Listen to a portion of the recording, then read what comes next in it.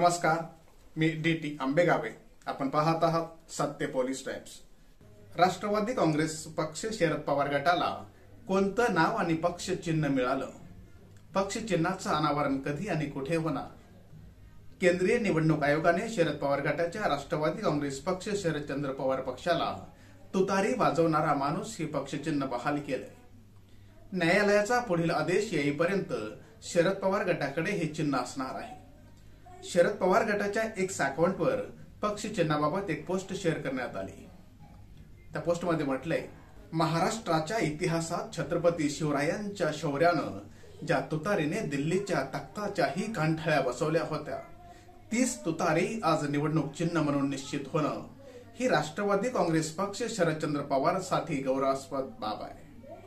महाराष्ट्राचं आराध्य दैवत छत्रपती शिवाजी महाराज, फुले शाहू आंबेडकरांच्या पुरोगामी विचारांनी आदरणीय खासदार शरदचंद्र पवार साहेबांच्या साथीने दिल्लीच्या तख्ताला हादरवून सोडण्यासाठी हीच तुतारी पुन्हा एकदा रणसिंग फुंकण्याकरिता सज्ज आहे, असं त्यात म्हटलंय.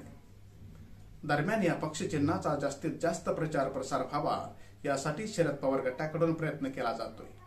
त्याचाच एक भाग म्हणून येत्या 24 फेब्रुवारी रोजी या चिन्हाचे अनावरण किल्ले रायगडावर करण्यात येणार आहे. त्यासाठी खास कार्यक्रमाची तयारी शरद पवार गटाकडून केली जात आहे. शरद पवार गटाच्या अधिकृत एक्स खात्यावर या कार्यक्रमाची माहिती देण्यात आली.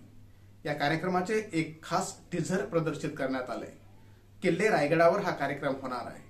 शरद पवार साहेबांच्या साथीने विकासाचं रणशिंग फुंकलं जाणार आहे, असं या पोस्टमध्ये म्हणण्यात आले. शरद पवार गटाच्या एक्स खात्यावर शेअर करण्यात आलेल्या टीझरमध्ये पक्ष चिन्ह अनावरण सोहळ्याविषयी अधिक माहिती देण्यात आली. या टीझरला खासदार अमोल कोल्हे यांचा आवाज आहे. त्यात म्हटलंय, आता अवघा देश होणार तंग, शरद पवार यांच्या साथीने फुंकलं जाणार विकासाचं रणशिंग.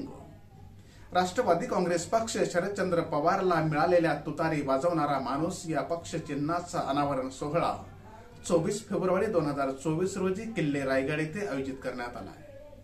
चला छत्रपती शिवरायांच्या साथीने तुतारीचा नाद 10 दिशा घुमूया, असं या पोस्टमध्ये म्हणण्यात आलंय. या कार्यक्रमाला शरद पवार गटाचे अनेक कार्यकर्ते हजेरी लावण्याची शक्यता आहे.